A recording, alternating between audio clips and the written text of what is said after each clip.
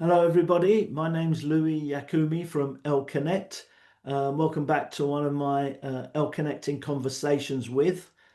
The person I'm going to be talking to today first came to my attention at one of my automotive logistics conferences in Detroit.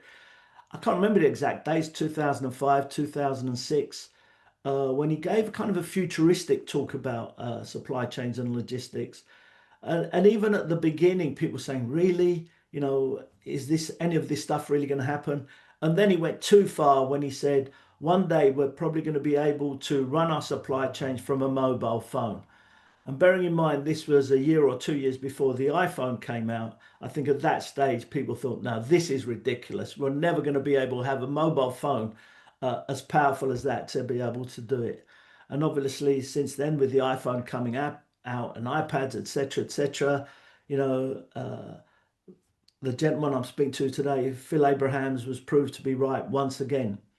So Phil Abrahams is a kind of a scientist, an inventor, and founder of Brilliancy Deep Tech, uh, an AI or complexity science company. So it's great to have you and be able to talk to you today, Phil.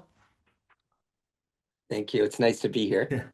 So just to qualify, we've said scientist, inventor, etc., but you have got a background in logistics. So can you please tell us a little bit about your early days in logistics? Sure, I'd be happy to. I'm actually a lifelong logistics and supply chain person. Lifelong, 40 years.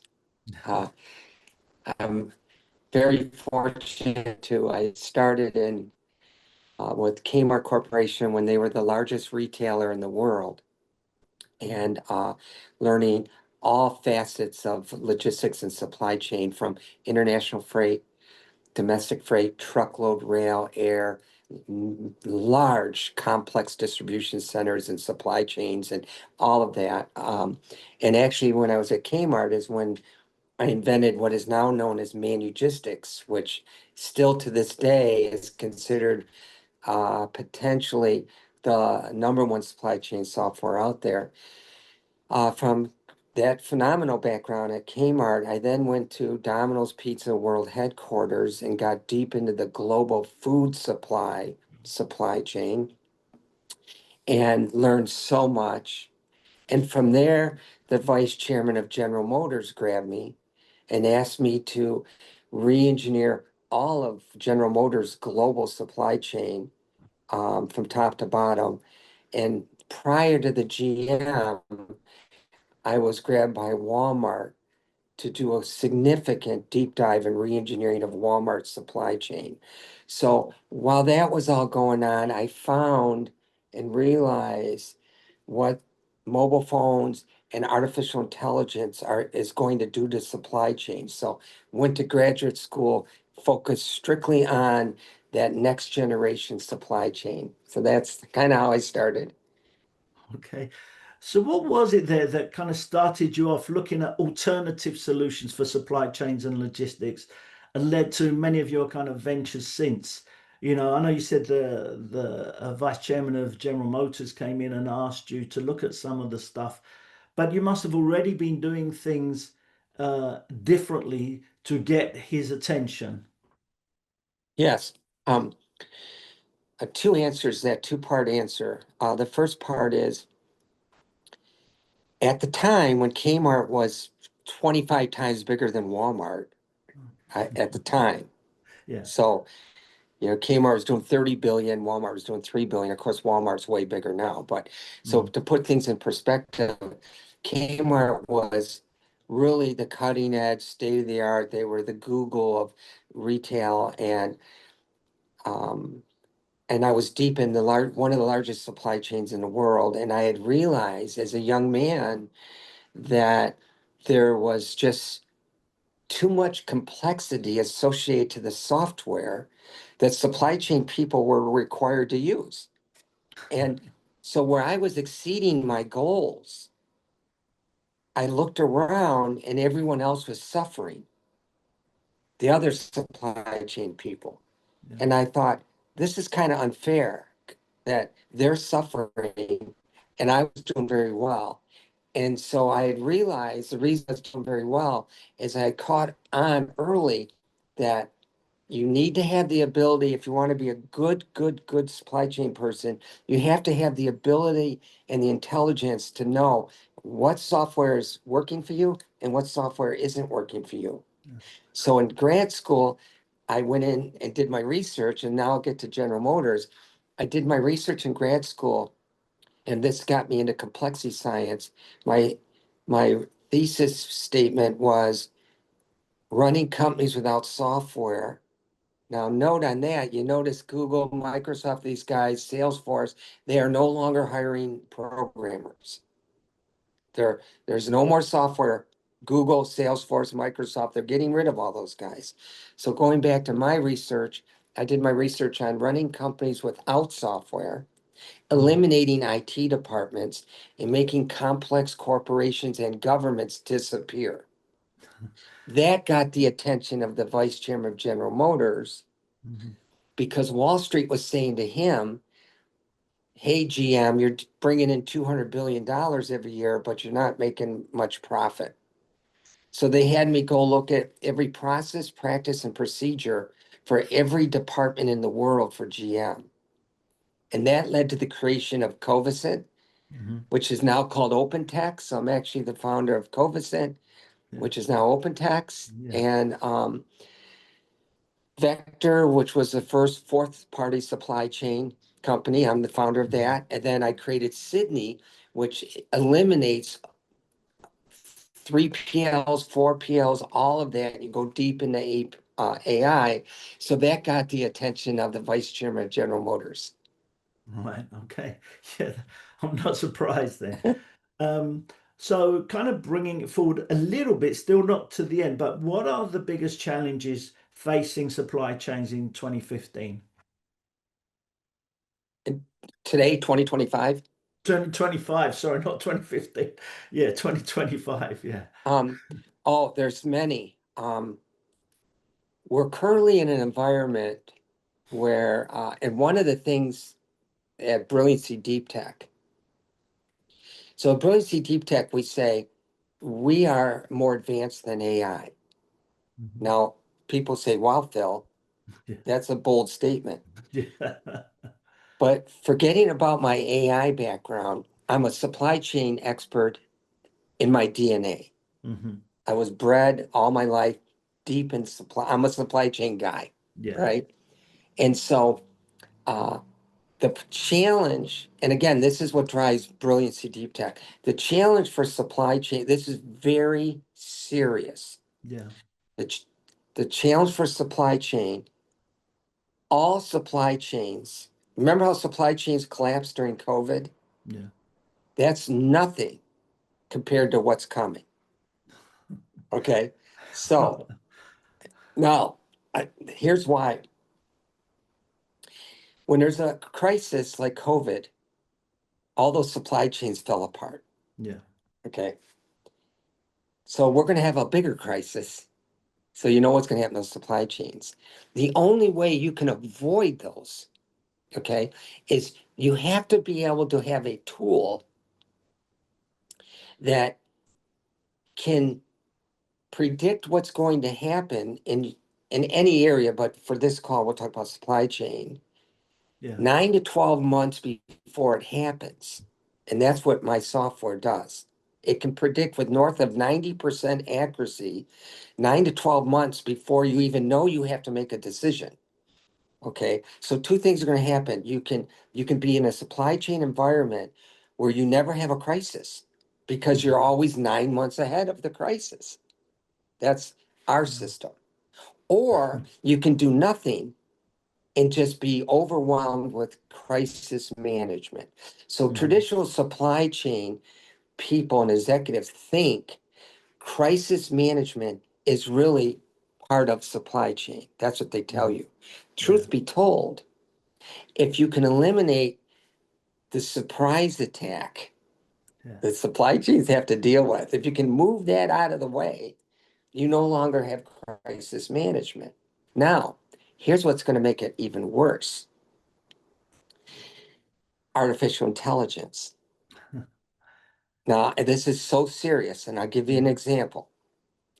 It's very serious. Supply chain people, whoever watches this really needs to pay attention. There's 4 levels of supply chain. I mean, artificial intelligence. Level 1 is machine learning. We all know about it. Okay, great, right? We all know about it. Level 2, kind of known as Chat GPT, which is artificial narrow intelligence. Now that means there's a narrow one lane of free thinking from the computer Mhm. that you have no control over. Okay, now it gets worse. Level 3 is artificial general intelligence, AGI. So if artificial narrow intelligence is one lane, AGI might be 3 to 5 lanes of free thinking. Okay. Then level 4, artificial superintelligence, is it's writing code and creating things that the brightest people, even at MIT, don't even understand. Mhm. Now, coming back to the supply chain, so your company's going to pick an AI tool that might be a spin-off of SAP, Oracle, Salesforce, and it's Mhm. designed and created to favor them. Well, favoring them might not help your supply chain. Now, if your company's really big, you may be your company may be buying multiple AI tools, and your extended reach of suppliers and vendors are all using their own version of AI. So now watch this. If you're a supply chain executive and you've been trained to just think there's going to be a crisis tomorrow, what are we going to do? Because we don't know what Mm. that crisis is. Yeah. And you have no understanding of the 4 levels of AI and the problems that's going to bring to you, because now your suppliers and your vendors are all reacting to AI instructions that don't make sense. All that's going to be heading towards supply chain people. So at Brilliancy Mm. Deep Tech, we solve for that problem. So another thing that people don't understand, supply chain people need to understand these next 2 things. One is there's a term in AI called hallucinations, and that runs about 40 to 78%. Now, in the olden days, we would call that I made a mistake. Like, oh, I shipped something to Cleveland and it was supposed to go to Detroit. I made a mistake. They don't want to use that term. So they call it hallucinations. So now you're a supply chain person. All your vendors are using AI that has 40 to 80% hallucination factor, meaning it's making bad decisions. Yeah. Okay. Try managing around that when you're a supply chain person. Yeah. And then the second thing is, my research shows, complicating matters, that about 90%, and this goes against all conventional thinking, 90% of cybersecurity attacks and hackers originate in the supply chain.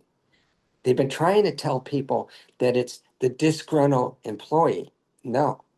Research shows it's from the extended reach of suppliers and vendors that don't really want to spend money on a cybersecurity solution that works. And watch Mm. this. Even if they spent money on cybersecurity solutions, after studying all known cybersecurity solutions, none of them work. I have firsthand knowledge. So now you've got that mess. And so that's why we also created the only quantum encrypted blockchain with AI in it, designed specifically for supply chain people, so that you can be protected. So there you go. I Yeah, can see why they call it hallucinations now because it's very concerning. So very. yeah, it doesn't sound like, oh, I just made a mistake. Hallucination is probably a very good term for it. Yeah. If you're in supply chains at the moment, all right, you might say the obvious solution, yeah, let's all go to Phil and buy or whatever you do with Brilliancy Deep Tech. But what should be their first step to kind of, get into or understand more about where they are or where they need to be? I get asked that question a lot. Mm. And here's what I tell people. So the good news is I'm a very deep in supply chains.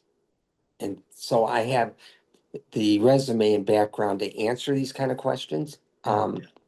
And so when I tell people right now, I say, if you love supply chain like I did, and I do, Mm. and you want to stay, employed in your position, what should I do? Yeah, what should I go get a bachelor's degree in medieval Chinese history? Should I go get a degree in uh, physics? What should I do? Right. And my answer is it's very clear. I've thought this through because of myself. I want to protect me, right? Yeah. The um, the number one thing they should do, and I'm speaking right to supply chain people and Mhm. logistics. Yeah. Number one thing they should do, per Phil Abraham, is look up the 4 levels of AI: machine learning, Mhm. artificial narrow intelligence, artificial general intelligence, and artificial superintelligence. Then understand what the difference is as you go from machine learning to level 2, Mm. level 3, level 4. Number one thing I recommend for supply chain executives, learn those 4 levels. Because why? Then, if your CFO calls you in and says, we're thinking about buying this AI, you can say, well, the impact on my supply chain, and this is important. You want to speak intelligently as a Yeah. supply chain executive. So you'll be able to say to your CFO, the impact of that particular AI is going to increase my supply chain costs by X. And it's going to probably increase errors in the value chain to our customers by Y. And your CFO is going to say, wow. And then they may say, well, what AI do you recommend? Mm. That's what they're going to say. They're going to say, wow, our supply chain executive did some homework. Mm. He understands these 4 levels of AI. And then the supply chain person needs to understand of all the blockchains out there because they're all going to blockchain. So watch this. Within the world of blockchains, of all the blockchains out there, there's only one blockchain that will work. And I have control over that one blockchain through a partnership relationship. And why? Because I'm a supply chain guy and I don't want to be attached to a blockchain that doesn't work, right? Mm. Well, I don't want to be part of those kind of blockchains.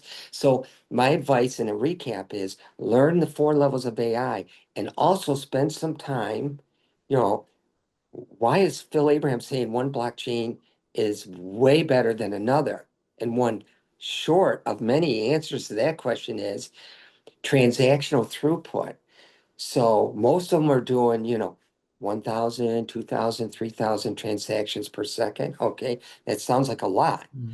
But what if you're at General Motors and you have to have 1 billion transactions per second?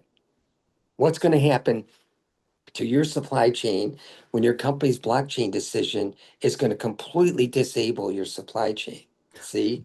So having a blockchain that can have unlimited transactional throughput Mm. is the blockchain I want for my supply chain. Mhm. So those are the 2 things. Yeah. They need to Okay. tomorrow morning, they need to wake up, drink coffee, and get on it. Yeah. Okay. Thank you. I've been hearing a lot from other calls, including for some, well, maybe not such strange reason, from China as well in particular, is the role of AI in hospitals and Medicare and things. And I know that you've been involved in that as well. Can you give us a little bit? I saw a quote the other day from someone in pharmaceuticals saying the advice if companies are investing in or have to invest in digital technologies because of the advantages and potential of AI in supporting their productivity and therefore improving the customer, in their case, someone in a hospital improving their experience. So you've had experience in hospitals and medical. So what have you got out of that, or what have your customers, whatever you would call them, clients, got out of it? Thank you for that question. I forgot to mention that in the intro. Now I'm going to say something that's going to sound very, very confident, but luckily for me, the supply chain audience that watches this, they will appreciate my confidence because you need confidence to run a good supply chain Hmm. because it's not easy. So Yeah. you need confidence. So they're going to appreciate my confidence. So what I'm about to say is it's going to be like 25 years ago when I told you about running supply chains on the iPhone and no Yeah. one believed me, okay? Mm. At Brilliancy Deep Tech, we have the most successful and unmatched results in healthcare ever done in the history of healthcare. And it's all referenced, written up, blah, blah, blah. And it was Mm. done at arguably the best hospital system in America called Loma Linda University Medical Center. And why is it the best? Well, there's 4 blue zones in the world. Okay. One's in What is a blue Greece, zone? Italy. I'll Okay. tell you, Yeah. Greece, Italy, Japan, and Loma Linda in Loma Linda, California. Well, the scientists in the world have said there's something strange going on in these 4 cities with Mm. these 4 hospital health systems because people are living to be well over 100 years old Okay. and not getting all the normal illnesses that older people get. Mm. Okay. And so Loma Linda brought me in. Now, watch this. So, this very advanced healthcare system calls in a supply chain guy from Detroit. Okay. Now, watch this. There is no hospital system in America, not McKinsey, none of the consulting firms, none of the third party logistics company. There is no healthcare wonder kids Mm. can match what I pulled off.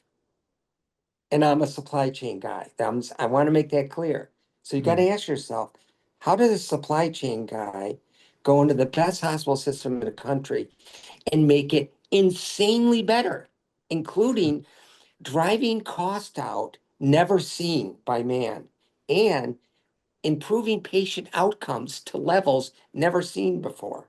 How could a supply chain guy from Detroit, yeah, how does that Yeah. happen, right? Yeah. Right? So I had to overcome doctors and nurses and JCO, which is like the giant police officer for hospitals that are you following procedures? You're not following procedures. Mm. And how do you improve patient outcomes? Why is it that no hospital in America can improve patient outcomes? Now they talk about it. You'll see them say, well, our emergency room went from a 30-minute wait to a 20-minute wait. But that's not improving patient outcomes. That's just improving how long you wait in a hot emergency room, right? So when you look into this, there's no hospital in America. I did all the research that can improve patient outcomes. And that's a thorny one. No one wants to hear that. We improve patient outcomes to the point that we improved reimbursements. So if you can improve outcomes, the hospital will get paid more. Hmm. So not only did we drive cost out, we improved their reimbursements Yeah. by improving outcomes. A supply chain guy. Okay. Now, I'm very excited on this podcast because I get to talk to fellow supply chain logistics Yeah. people. So, watch this. The most important person in the United States healthcare system is really a supply chain person. Okay. Because why?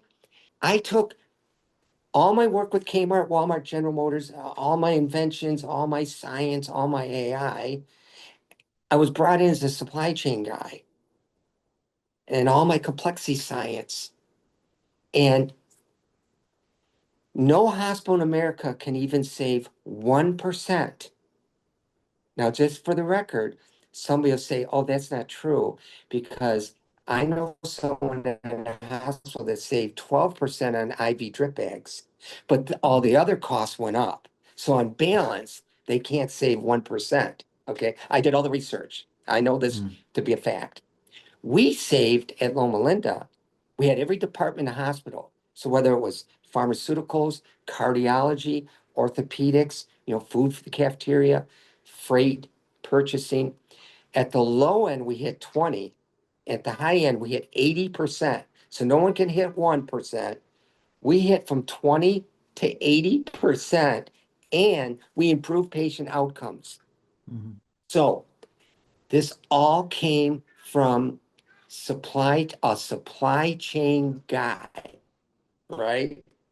Me. But I came from the world of logistics. A lot of Detroit auto guys, right, took me under their wing. Okay. So those guys taught me. I hustled and learned and went to college, learned more. And then I jumped out of my safe place, Walmart, GM, Kmart, that Mhm. kind of stuff. And I jumped into healthcare and creamed everybody. I mean, it's just so successful. So for the people in China or people domestically here in the United Mhm. States, they need to understand one thing. Without complexity science, you will fail against AI, your supply chains will suffer, and you will never improve patient outcomes in healthcare because there are 300 to 500,000 off-the-shelf software systems feeding into a hospital, and none of them were implemented properly or integrated amongst themselves. Mhm. So when you get into complex things like watch this, pretend you're a supply chain person, you get hired into healthcare, and they watch this, everyone, you have to go fix 340B as in boy, 340B pharmaceutical pricing. Good luck. Okay. Good luck trying to solve that supply chain problem there because you have to deal with Johnson Johnson, Cardinal Health, McKesson. They have supply chain and logistics. You have to deal with CVS, Walgreens, all these components, right? And to solve 340B. Or how do you drive 80% of the cost of a hip and a knee out of the supply chain, 80%, and improve patient outcomes? How do you Mhm. do these crazy things? So if you don't understand of the 300,000 off-the-shelf software systems, which three, four, or five you need to touch, you're not gonna get done. So China's not gonna get done. I can tell you right now, China will not ever figure out the US healthcare system. They can sell more stuff to it. They can ship more stuff, but they're not going to show improvements in pricing and improvements in patient outcomes unless you understand how do we unpack 300,000 off the shelf software systems. That's the challenge. And we did that at Brilliancy and then proved it at a hospital. Yeah. Wow. Wow. Um, so the supply chain background, which you're very proud of and rightly so, uh, was that what is that the bit that made you think differently? Were you a scientist really who happened to start in supply chain, or do you think the fact that you started and worked in logistics and supply chain helped you to have the mindset to work in these areas and look ahead in the way that you have done? Such a great question. Um, I gotta give you two answers to this. Mhm. Even though I'm this great guy in artificial intelligence and all that stuff, I really look at myself as a logistics supply chain guy. That's how I look Mhm. at myself. But to answer your question, I really was born a scientist and an inventor. I didn't know it though. Yeah. So as I got a little bit older and I got my first kind of real job, Mm. and I was at Kmart Corporation, which was the rage. They were the best. Yeah. You know, everybody was like, "Oh, you're so lucky to be working there. Mm. It's such a great company." Well, when I went in there, it was so complicated, um, and so much crisis management. So, like today, we had that COVID problem with supply Yeah. chain. What came up back then, we had COVID type problems, crisis problems, um, every day, right? And I found that with everyone yelling at me, and the people watch this, they're in logistics, they'll know what I mean. You Yeah. come to work, you get a cup of coffee, and everyone's yelling at you. Okay. And finance is not happy with you Mhm. because your costs are going up. So you have this wall of everyone mad at you, right? And you have this feeling of kind of despair because you're sitting at your desk, all this noise is coming at you, and you can't solve it, Yeah. right? You can't solve it. I mean, you can yell at a trucking company till you're blue in the face, but you're not going to solve those problems. Well, I kept finding incredible solutions. There's an article on the internet called From the Rafters to the Cloud.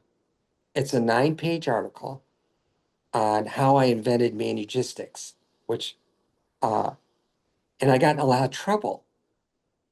I was 18 years old and I moved Kmart to the cloud. Mm. Arguably, the first major migration to the cloud was what I did at Kmart. And I didn't understand because there really wasn't a cloud yet, right? Mm. Remember, that was before you saw me give that automotive speech. Yeah. I moved Kmart to the cloud and I worked the afternoon shift, and the chairman of the board called me at like 8 o'clock at night and was yelling at me. Phil, our store sales disappeared, our banking invoices, supply chain orders. The Everybody's screaming at me. We don't know what you did with it. And I said, oh, I made the company way better. I moved everything to the cloud. I took hours and hours and hours of chaos and work out of the equation, but they didn't understand that. I knew then, okay, I was like, I can do this to every single step in the Mm. entire supply chain and move it to a phone instantly. And the only reason I went to undergrad and grad school is I wanted to formalize my research so people will take me serious, you Yeah. know?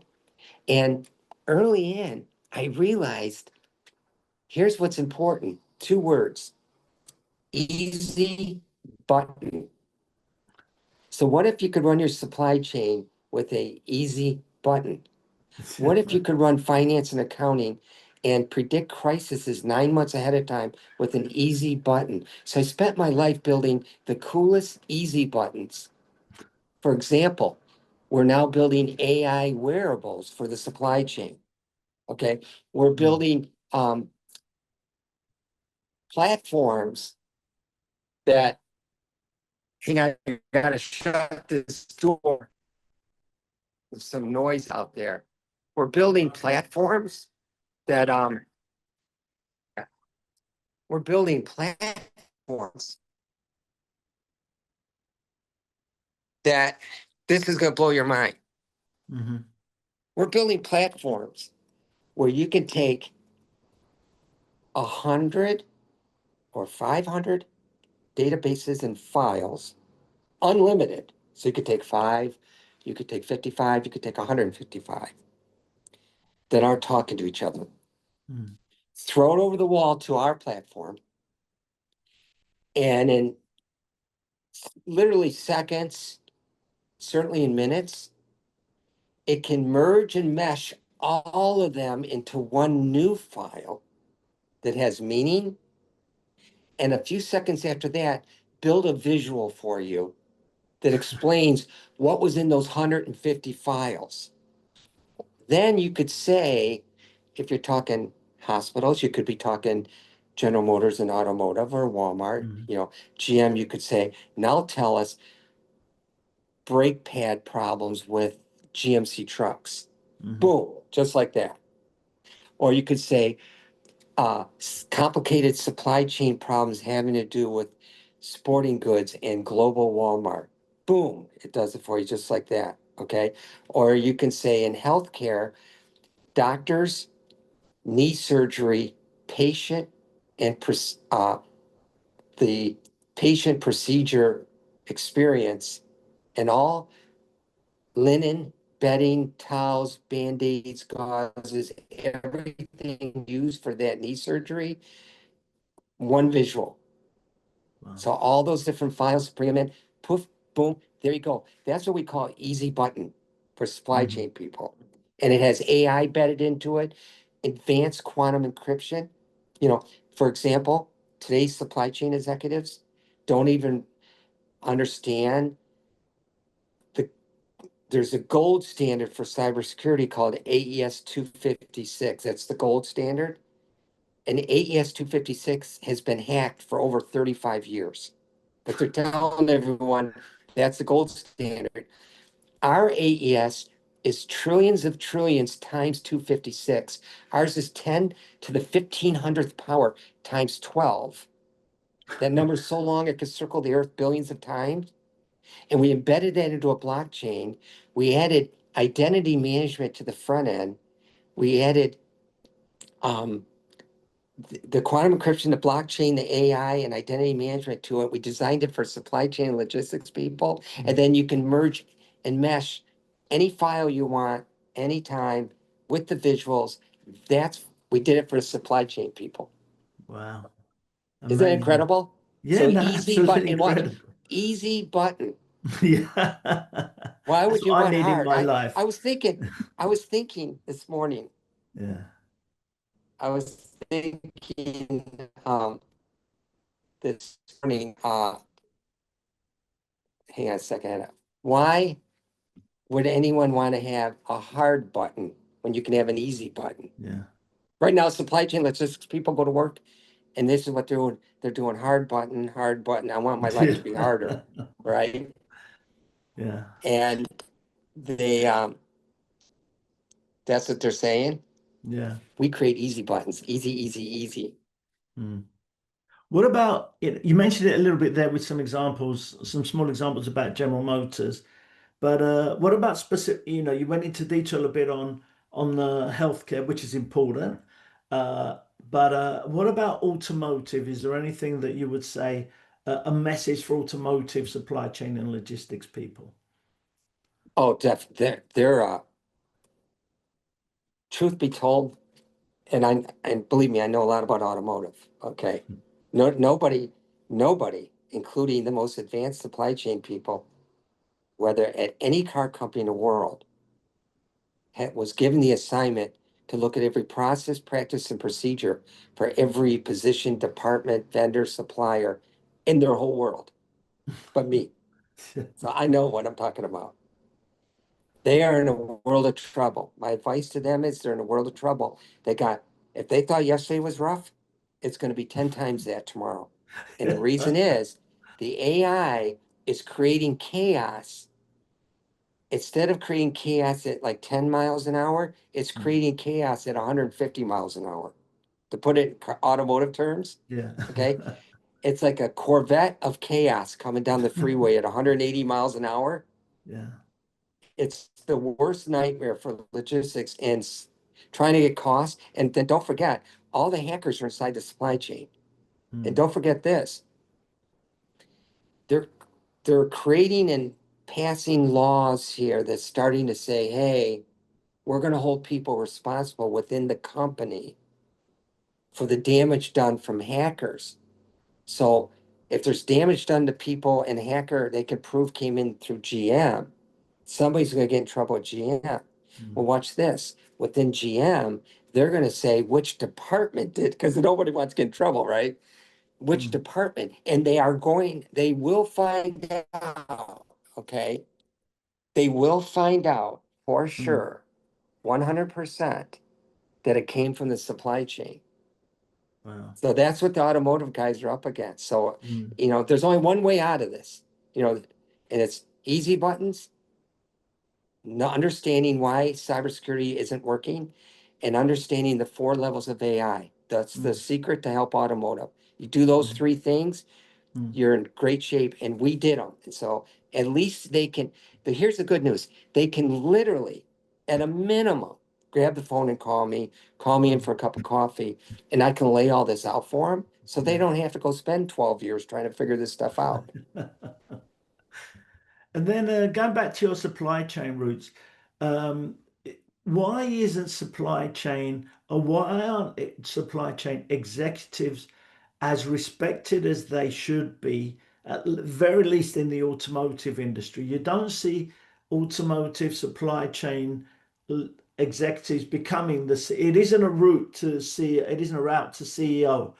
If you want to become the CEO, you got to be in sales or marketing or finance or something like that. You're showing that how important understanding supply chains could be and should be. All right, but you're doing it via AI.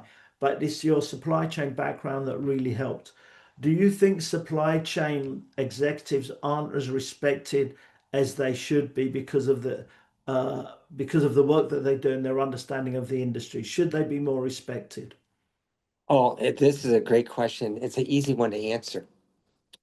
First off, the supply chain people and managers and executives Mm. are significantly underappreciated. I mean, knowing what I know today, you'd have to be out of your mind to go into that field, right? I just fell into that field and there Mm, you go, right? But you have to be out of your mind. Then you have to ask yourself, why aren't they making it to those really executive spots? And I know the answer to that. I know 100% mm. why, and I know how to get you to that spot. Okay. There's only one, here's the only thing that's important in companies anymore. Okay, you hear it from me first. Yeah. It might take a few years for people to understand what I'm about to say. Within a company, there's only really one purpose, and it's that separate of like marketing and sales, and they gotta Mm. get on TV commercials and all that. I get it, right? The only real function really is the supply chain people. Because at the Mm, end of the day, like for example, Walmart or Kmart or Sears or General Motors or Ford, at the end of the day, they're moving and shipping brown boxes, right? They're bringing in brake mm, pads, they're mm, sending a car out the door. So it's all about the supply chain. Watch this. Even within writing code for software, there's a supply chain within the code. Okay. So everything is supply chain. Now, why aren't supply chain people becoming promoted to the highest levels? It's very simple. They don't understand, so they can't speak in an authoritative position. They can't take on the CIO, the chief cybersecurity executive, the chief financial officer. They can't. So what happens? They get pushed to the B team. They mm, don't get to go to the A team. Okay. So how do you get to the A team? It's very simple. You have to be able to speak to the board in a way that demonstrates your supply chain cyber solution will benefit the company's profit margins better than what your chief cybersecurity officer is doing. You have mm, to prove to the board that your supply chain can show better profit margins than anything finance can pull out of their system, right? mm, And you have to be able to demonstrate that you're already creating the most advanced AI that's not only going to make your supply chain the best, most profitable, and most secure, but you're doing it from the supply chain perspective. And what will happen is when they see costs dropping, profits going up, cybersecurity breaches and incidents decreasing, and nothing but wonderful things coming through that supply chain channel. Oh, mm. you'll be at the top of the pile for sure. No, you will be. And here's Yeah. the good news. The good news is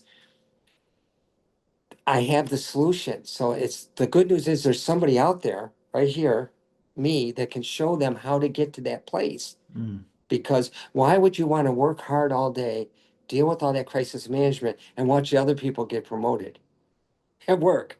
It mm. doesn't make sense, right? So we have the solution. And at the end of the day, my prediction is here's what's going to happen. I'll give you this prediction for Yeah. sure.